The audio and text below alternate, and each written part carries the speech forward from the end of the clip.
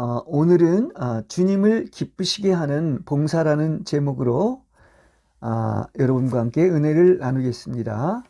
오늘의 성경 말씀은 창세기 22장 1절에서 18절, 고린도후서 4장 10절, 그리고 이사야서 53장입니다. 주 예수 그리스도는 아무든지 나를 따라오려거든 자기를 부인하고 자기 십자가를 지고 나를 쫓을 것이니라고 말을 했습니다. 또 이어서 자기 십자가를 지고 나를 쫓지 않는 자도 내게 합당치 아니하니라고 말씀하셨습니다. 이것은 해도 되고 안 해도 되는 것이 아니라 주를 쫓기 위해서는 반드시 자기를 포기하고 버려야 한다는 것을 말하고 있는 것입니다. 다른 말로 자아가 파쇄되는 것, 자기로부터의 이탈, 자아가 무가되는 것이 바로 정상에 이르는 길인데, 가장 어려운 것이 바로 나를 버리는 것. 다시 말해서 나는 아무것도 할 수 없다. 더 나아가서 내가 할 수 없음을 기뻐하는 것입니다. 무슨 얘기입니까? 이 무슨 이단이란 말입니까? 이기는 생명은 바로 나는 할 수 없고 하나님만이 할 수 있다는 것입니다. 때문에 오직 나는 아무것도 할 수 없고 오히려 할 수 없는 것을 기뻐하며 오직 하나님이 할 수 있다는 믿음을 갖는 것이죠. 그러나 이 믿음은 또한 반드시 시련을 거치는 것으로서 시련을 거친 믿음만이 또한 이렇게 이기는 생명을 갖게 되는데, 이것은 바로 하나님이 이기시는 것입니다. 바울이 또한 사단의 가시로 이것이 나에게 떠나게 해달라고 기도하였으나 오히려 하나님은 내 은혜가 내게 족하도다. 다시 말한다면 우리가 아무것도 할 수 없음을 고백하고 자아를 완전히 내려놓고 완전한 믿음과 하나님만을 의지할 때 이렇게 은혜가 넘쳐서 하나님의 능력이 나타난다는 사실인 것입니다. 그래서 이것은 참 아이러니한 일이죠. 이 아이러니는 내가 그리스도를 위하여 약한 것과 모욕과 궁핍과 박해와 공경 가운데서도 기뻐하는 것은 내가 약할 때, 내가 아무것도 할 수 없음을 기뻐할 때 오히려 그때가 하나님의 능력이 나를 보호하시고 덮으시는 때라는 것입니다. 이같이 하나님은 살리실 때 죽음으로써 하십니다.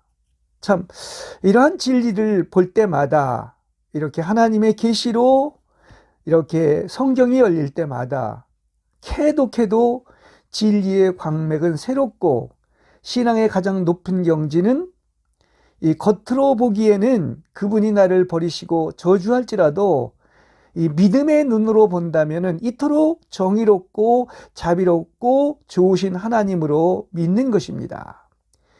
이와 같이 이렇게 성경은 이렇게 신비한 어떤 그 세계를 우리에게 알려주고 있고, 또 나아가서 이렇게 성경을 알면 알수록 거기에서 그야말로 오직 예수 그리스도 한 분이 이렇게 전체가 되고 전부가 되는 것을 발견하게 된다는 그런 사실인 것입니다. 그래서 우리는 메시지에서 예수가 없으면 전무가 되는 것이고 예수가 있으면 전부가 된다 이야기를 할 수 있습니다. 반드시 예수님이 메시지에 이렇게 들어가야 되고 또 전해져야 되고 예수님이 전부가 되어야 하는 것입니다. 그리고 우리가 아는 하나님은 그분과는 비교 불가하고 또 이렇게 하나님의 노 속에는 측량할 수 없는 하나님의 사랑이 숨겨져 있다는 사실인 것입니다. 우리는 그리스도의 생각을 가지고 하나님의 눈으로 항상 그리스도를 바라보아야 하는 것입니다. 자, 제가 제목을 하나님을 기쁘시게 하는 봉사라고 했는데, 이것은 다시 말해서 하나님을 섬기는 것은 다른 데 있는 것이 아니라 하나님을 얼마나 기쁘시게 하느냐에 있다는 사실인 것입니다. 다시 그 창세기 22장으로 돌아가서 아브라함 이야기를 이렇게 하겠습니다. 12절에는 이렇게 얘기합니다. 내가 너의 아들 곧 너의 외아들까지도 나를 위하여 아끼지 않았으니 내가 하나님을 경외하는 줄을 내가 이제 알았다. 다시 말해서 나는 내가 얼마나 나를 공경하는지 알았다고 이렇게 하나님께서 인정을 해주시고 있는 것입니다. 그러니까 이걸 제가 말씀드리는 것은 이 요점은 믿음으로 이렇게 죄인이 제사함을 받은 것, 그래서 죄인을 만족시키는 것이 복음의 목적은 아닙니다. 이것은 부산물입니다. 그러면 복음의 근본적인 목적은 어디에 있느냐? 오직 주님을 만족시켜드리고 주님께 영광 돌리는 데 있는 거예요. 그러니까 제사함 받고 죄인이 만족하는 것은 그것은 2차적인 것이고 복음의 부산물에 불과한 것입니다. 복음이 왜 우리한테 주어져 있는가? 복음의 목적은 제가 이렇게 제목에서도 이야기하는 것처럼 하나님을 기쁘시게 하는 봉사를 하는 것입니다. 그래서 제가 아브라함 얘기를 들은 겁니다. 다시 말한다고 하면 하나님을 우리가 세상이 볼 땐 허비라고 할 정도로 그분만을 사랑하여 오직 하나님을 기쁘시게 하는 것이죠. 이제 제가 아브라함의 예를 들었지만 이것이 신약에서는 이제 향유 옥합을 통하여 하나님을 미리 장사 지내고 하나님을 기쁘시게 했던 그 마리아의 이야기에서 또한 이것을 우리는 볼 수가 있습니다. 이렇게 주님을 기쁘시게 하는 봉사, 주님을 만족해 하는 섬김이 바로 복음의 목적이다. 이렇게 결론적으로 말씀을 드릴 수가 있는 것입니다. 자, 이 22장은 하나님을 기쁘시게 하는 섬김이기 때문에 계속해서 이야기를 합니다. 자, 아브라함이 이제 마지막으로 순종의 테스트를 받는 게 22장이죠. 그런데 이제 바로 독자 이삭을 제물로 바치라는 것입니다. 자, 이것은 신학에서 유비란 말이 있는데 이 하나님 아버지께서 독생자 예수를 이렇게 희생제물로 십자가에서 죽게 하는 것을 우리는 생각해 볼 수가 있는 것입니다. 자, 지금 아브라함이 손을 내밀어 칼을 집어 들었을 때 이것은 이미 이삭을 죽인 것이나 다름없는 상태였습니다. 그래서 키에르케고르가 이 내용을 가지고 공포와 전율이라는 책을 썼는데 아브라함은 이 순종의 행위로 말미암아 그 하나님께서 나를 경외하는 것, 즉 다시 말한다고 하면 나를 기쁘게 하는 것을 알았다는 이런 것이지요. 예. 그래서 하나님의 아픔에서 본다면 그의 아픔을 가지고 하나님을 기쁘시게 해드렸던 것입니다. 그래서 키에르케고르는 이 독자 이삭과의 3일길에 그야말로 3일길이었지만 완전히 노인이 되었다고 이야기를 했는데 이 순종의 행위는 우리에게 그야말로 아브라함이 믿음의 조상으로 7번에 70번 머리를 숙일 정도로 정말 우리 모든 사람이 복을 받았다는 것을 이야기하고 있습니다. 그렇죠. 그러니까 이 하나님을 기쁘시게 하는 봉사를 함으로 말미암아 어떻습니까? 계속해서 보는 것처럼 내가 반드시 너에게 복을 주고 너의 씨를 하늘의 별처럼 바닷가의 모래처럼 번성하게 하겠다. 네가 나의 말에 지금 순종하였기에 땅의 모든 민족이 너희 씨 안에서 복을 받을 것이다. 이렇게 얘기하고 있습니다.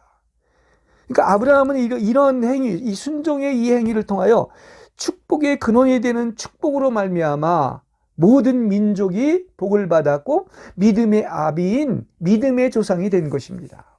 그러니까 이미 이 창세기에서 아브라함을 통하여 정말 하나님을 기쁘시게 하는 이러한 하나님께 정말 만족시켜드리는 이러한 하나님을 기쁘시게 한 봉사의 하나의 모델이 바로 구약에서 아브라함, 그리고 신약에서 많은 영성가들이 이야기하는 것처럼 이렇게 마리아가 향유옥합을 이렇게 주님이 십자가에 못 박히기 전에 이렇게 허비라고 할 정도로 드렸는데, 이게 바로 하나님을 이렇게 목숨 바쳐 사랑한 것을 우리에게 이야기를 해주고 있는 것입니다. 그렇습니다. 이런 것들을 알게 하는 것은 이게 이제 하나님의 계시로 아는 것인데, 신묘막측하게도 진리는 모두 연결되고 영으로 관통하게 되는 것입니다. 우리가 성경을 몰라서 그렇지 지금 계속 얘기하는 것은 성경 얘기입니다. 성경이 이렇게 열리면 열릴수록 정말 성경이야말로 엄청난 비밀이 숨겨져 있는 것이고, 그 풍성하신 그리스도를 누릴 수가 있는 것이며, 딴 데서는 결코 맛볼 수 없는 것, 측량할 수 없는 그리스도의 은혜와 사랑을 체험하게 되는 것입니다. 근데 어디 뭐 성서 외에 또 그리스도 말고 다른 얘기를 할 수가 있습니까? 성서를 안다면 성서로 돌아갈 수밖에 없고 예수님만 얘기할 수밖에 없는 것입니다. 자, 이렇게 아브라함이 모리아산에서 이삭을 희생제물로 드렸던 곳은, 그 장소가 어디냐고 하면 바로 그곳이 십자가에 못 박힌 골고다입니다. 그래서 이렇게 주님께서 명하신 것은 지금 아브라함이나 또 향유옥합을 드린 마리아처럼 나의 아픔을 가지고 하나님의 아픔에 봉사함으로 하나님을 기쁘시게 하는 것, 그것도 미리 기쁘게 하는 것으로서 바로 이것이 내가 십자가에 못 박히는 것이며 혼생명인 나를 이뤄서 하나님의 영원한 생명을 얻는 축복을 받게 된다는 사실인 것입니다. 하나님께서 우리의 아버지이심으로 이렇게 우리의 아버지이고 또한 예수님의 아버지며 나의 아버지입니다. 그래서 예수님이 아픔으로 보내지어질 때 하나님 자신은 아버지로서 아픔을 몸소 경험하는 것이며, 이것뿐만이 아니죠. 우리 인간이 아픔을 겪을 때, 아픔으로 보내질 때도 우리의 아버지도 또한 아픔을 경험하는 것입니다. 이사야서 63장 9절에서는 그들의 모든 고통 가운데서 하나님도 고통을 당하셨다라는 그런 말이 있습니다. 그러니까 우리의 아픔은 혼자가 아닙니다. 우리의 아픔 뒤에 숨어있는 하나님도 함께 이렇게 고통을 당하고 있다는 것을 안다면 우리도 어때야 되겠습니까? 마땅히 우리의 아픔을 가지고 하나님의 아픔에 봉사하는 것, 즉 하나님을 기쁘시게 하는 이 봉사를 하는 것이 바로 복음의 목적이다, 이야기를 할 수가 있겠습니다. 그래서 이게 가장 복된 일이고, 그래서 만민이 복을 받았는데, 이 하나님을 기쁘시게 하는 봉사를 가장 방해하는 것이 역시 다른 것이 아니라 자기입니다. 자아입니다. 그래서 자아가 살아있어서 하나님을 기쁘시게 하고 하나님께 영광을 돌리는 게 아니라 자기를 만족시키고 자기가 영광을 얻는 것을 이야기하고 있습니다. 이것은 하나님의 것을 도적질한 것이고 하나님의 영광을 찬탈한 것이며 하나님의 자리를 자기가 차지하고 있는 것입니다. 이 가장 대표적인 게 마귀가 한 짓이고, 또 나아가서 자기 의와 자기 애를 가진 자가 하는 짓거리다, 이렇게 도적질한 것이다, 이야기를 할 수가 있겠습니다. 우린 그걸 알아야 돼요. 우리가 얼마나 많이 하나님의 것을 도적질했고 이웃의 것을 도적질했는지. 그래서 내 집을 강도의 소굴로 만들지 말라고 했는데 내가 바로 그런 일을 한 것을 얘기하는 거예요. 이렇게 얼마나 하나님이 주인이 되고 하나님만 기쁘시게 해야 되는데 그야말로 자기를 자랑하고 자기가 심중에 중심에 있는 것은 바로 뭐냐?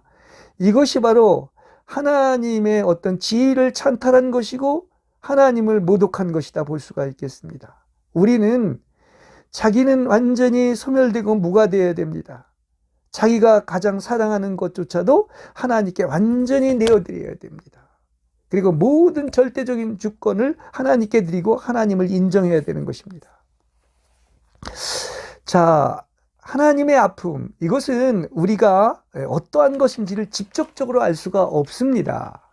그런데 하나님의 아픔을 어떻게 아느냐고 하면 바로 우리도 같이 우리 자신의 아픔을 통해서 하나님의 아픔을 알 수가 있는 거예요. 그만큼 아는 거예요. 그렇죠. 그러니까 우리가 십자가에 못 박힌 만큼 하나님의 아픔을 알 수가 있습니다. 그래서 우리들의 아픔으로 하나님의 아픔을 증거하기 위해서 우리는 어떻다고요? 이렇게 하나님을 기쁘시게 하는 봉사를 우리도 해야만 하는 것입니다. 이 하나님을 기쁘시게 하는 봉사는 우리들의 아픔이 하나님의 아픔의 이 상징이 되어야 합니다. 그래서 여기 하나님의 아픔의 상징이란 말을 또 제가 했는데요. 여기 상징은 영어로 심볼입니다. 그래서 이것은 뭐냐? 이건 결합한다는 의미를 가지고 있습니다. 다시 말한다고 하면 인간의 인간적 진리를 신적인 진리와 결합함에 의해서 신의 진리를 증거하는 것이다, 이야기를 할 수가 있겠습니다. 그러니까 인간의 아픔을 통해서 하나님의 아픔을 알고 하나님과 인간이 결합됨을 이야기를 하고 있는 것입니다. 에레미야가 1장 5절에서 12절에 그 핵심적인 단어가 뭐냐면 여호와께서 진노의 날에 그분께서 나를 괴롭게 하신 것이로다 라고 이렇게 이야기를 하고 있습니다. 다시 말하면 내가 얼마만큼 아픔과 버리심과 죽음을 겪고 그만큼 이것을 매개로 하여서 하나님의 아픔을 알 수가 있고 또한 그래서 그 아픔을 아는 만큼 하나님과 내가 결합되는 것이다, 이렇게 이야기를 할 수가 있겠습니다. 그래서 이 어떤 하나님의 아픔의 상징이라는 말을 썼는데 이 상징의 진리를 가장 분명하게 드러내는 게 예는 바로 사랑이지요. 사랑을 보면 알 수 있습니다. 여러분이 하나님의 사랑을 어떻게 합니까? 이건 이해하고 머리로 이해하고 지식으로 아는 게 아닙니다. 여러분이 하나님을 사랑해야 하나님을 아는 거예요. 그러니까 하나님을 사랑하기를, 하나님의 사랑을 알기를 원한다면 여러분 어떻습니까? 하나님을 반드시 목숨과 마음과 뜻과 정성을 다해서 하나님을 사랑할 때 바로 하나님을 알 수가 있고 하나님이 계시해 주신다는 사실을 알아야 될 것입니다. 같은 거죠. 예. 아픔은 아픔으로 알고 사랑은 사랑으로 아는 거예요. 그리고 우리는 하나님을 모르고 하나님을 사랑할 수 없습니다. 우리는 하나님을 아는 동시에 하나님을 사랑하게 되는 것이죠. 그래서 사랑으로 하나님의 사랑을 알고 또 알므로써 이렇게 사랑할 수 있을 뿐인 것을 우리는 알아야 된다고 하는 사실인 것입니다. 자, 이제 아픔의 상징을 제가 계속 이야기를 하고 있는데 고린도후서 4장 10절에 이렇게 얘기를 하죠. 우리는 그리스도의 죽음을 우리들의 몸에 항상 지니고 있어야 된다, 이렇게 얘기하죠. 그러니까 그야말로 그 죽음은 나에게 역사하고 생명은 여러분에게 역사하는데 내가 그리스도의 죽음을 우리 몸에 지니고 있는 만큼, 죽음이 나한테 역사하는 만큼 내가 다른 사람에게 생명을 공급할 수가 있는 겁니다. 그래서 우리는 언제든지 이렇게 그리스도의 죽음을 우리 몸에 지니고 있어야 하는데 우리는 이렇게 항상 하나님의 아픔을 증거해야 한다는 점입니다. 이렇게 상징으로서의 인간의 아픔은 어떻다고요? 항상 우리 곁에 있어야 하는 것입니다. 그래서 우리들은 그 아픔을 놓쳐서는 안 됩니다. 우리의 인격 그 자체가 아픔의 사람이 되어야 합니다. 이래야 하나님과 또한 결합될 수가 있고 또 그야말로 이렇게 아픔을 통해서 십자가에 못 박힌 그리스도를 전할 수가 있는 것입니다. 예. 그리고 또한 예수님도 그렇습니다. 살아계신 분으로서 우리와 함께 세상 끝날까지 항상 아파하신다는 사실이에요. 아픔이 있는 곳에 하나님이 있다는 사실을 우리는 알아야 될 것입니다. 자, 우리가 이사야서에 보면 이 네 군데에 걸쳐서 이렇게 여호와의 종인 이 고난받는 종으로 오신 그 메시아 그리스도를 이제 이야기를 하고 있지요. 예, 그렇습니다. 근데 왜 그리스도는 이렇게 하나님의 아픔 속에 있었을까요? 그것은 바로 아픔을 당하는 사람과 함께 하기 위한 것입니다. 그래서 아픔이 있는 곳에는 바로 하나님이 계시고 이렇게까지 얘기할 수 있어요. 십자가와 공경과 약함과 모욕과 궁핍과 박해가 있는 곳이 바로 하나님의 계신 곳이다. 이렇게 말씀드릴 수가 있겠습니다. 그리고 고통스러운 곳에서 하나님의 사랑이 계시되고 또 고난을 통해서 사람은 하나님께 도달하는 길을 찾게 되는 것입니다. 그래서 제가 하나님을 아는 길 중에 하나가 바로 뭐라고 그랬죠? 대표적인 것이 다루심을 받는다는 것. 다시 말한다고 하면은 성령을 통해서 자아가 파쇄되고 그리스도가 세워지는 만큼 하나님을 알게 되고 하나님께 도달하게 된다는, 하나님을 알게 된다는 것을 말씀을 드린 것입니다. 자, 이렇게 죄로 인한 하나님의 진노가 있는 곳에는 어린 양으로서의 예수님이 계시고 그 진노를 예수님이 대신 십자가에 못 박히심으로 인간의 죄가 사함을 받은 것을 이야기하고 있습니다. 그러니까 고난받는 종으로 오신 예수 그리스도의 아픔은 하나님의 아픔의 상징일 뿐만 아니라 이 아픔은 이제 그리스도 예수 안에 있는 하나님의 아픔으로 이렇게 비로소 진리가 완전히 성취되었다는 것을 이야기하고 있습니다. 그렇기 때문에 대속적 고난으로서의 아픔의 진리는 가장 높고도 거룩한 사실이며 이 이상의 진리는 존재하지 않는 것입니다. 그래서 고난받는 종으로 오신 메시아, 49장, 42장부터 이사야서 53장까지 남은 네 곳에 거친 것이고 또 그것에 대한 어떤 결론이 그 신약에서 십자가에 못 박힌 그 예수 그리스도를 이야기하고 있지 않습니까?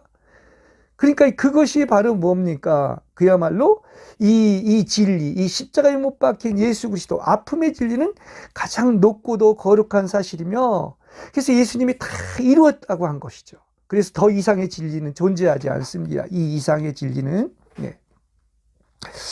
자, 이스라엘 역사를 보면서 참 지금 그렇게 내놓으라 했던 그 다니엘서나 거기에서 나오는 네 나라라고 하는 그 강대국을 비롯해서 수많은 국가들이 있었지만은 흥망성쇠가 있었고 자치도 없이 소멸되었습니다. 지금까지 계속 존재하는 게 없죠. 근데 놀랍게도 지금 오직 이스라엘만이 지금까지 이렇게 계속해서 꾸준히 이렇게 유지되고 있는데 이게 물론 이제 하나님이 이렇게 믿음의 조상인 아브라함도 선택을 했고 또 나아가서 그걸 통해서 예언과 성취가 이루어질 뿐만이 아니라 가장 그 이스라엘을 통해서 하나님이 이루시는 가장 확실한 어떤 진리가 있는데 이게 바로 뭐냐?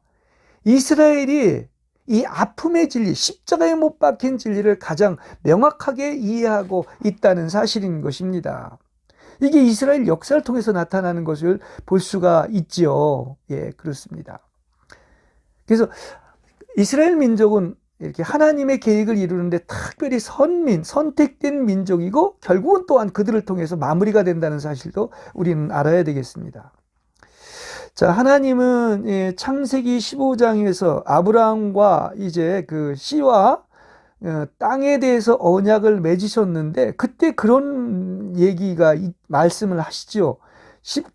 창세기 이제 15장 13절에 보면 여호와께서 아브라함에게 말씀하셨다. 잘 알아두어라.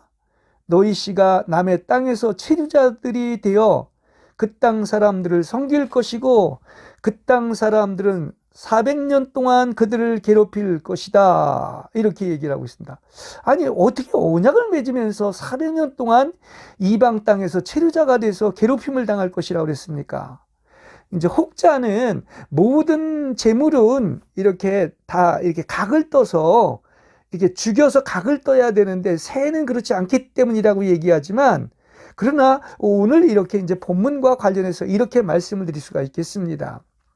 하나님의 목적을 이루기 위한 은혜를 아는 데 있어서 왜 이스라엘 민족이 그렇게 엄청난 우리 천하만민이 모두 복을 얻을 아브라함이 이렇게 시인 예수 그리스도와 천국인 적과 거리는 땅에 대한 언약을 받았는데 왜 400년 동안 이렇게 괴롭힘을 당해야 되는가? 그 답을 어디에서 찾아야 되느냐고 하면 바로 그것이죠.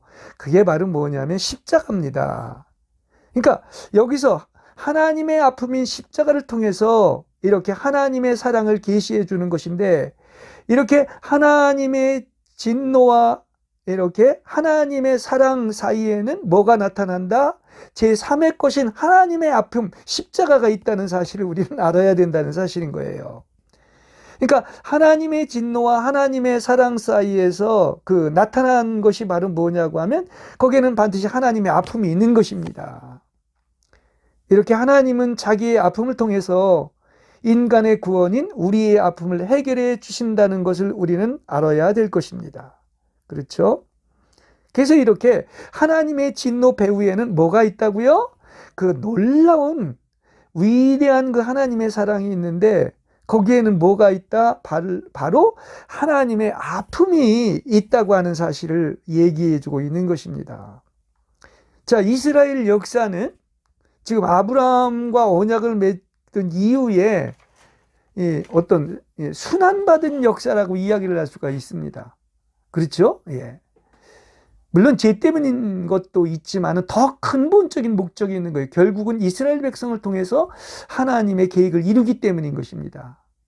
자, 그러면 그 대표적인 것 중에 하나가 물론 이제 애굽에서 400년 괴롭힘을 당한 것도 있지만은 이제 주님이 오시기 전에 이런 어떤 큰 일을 당하는데 그 대표적인 것이 바로 BC 6세기에 이제 바벨론 포로로 잡히는 것을 이제 이스라엘 역사에서 볼 수가 있습니다. 우리는 언뜻 생각할 때 겉으로만 보면 다윗 시대와 솔로몬 시대가 이게 부국방병으로 축복을 받은 것만 생각하는데 그 한 면만을 보고 있는 것입니다. 더 큰 어떤 하나님의 수가 있습니다.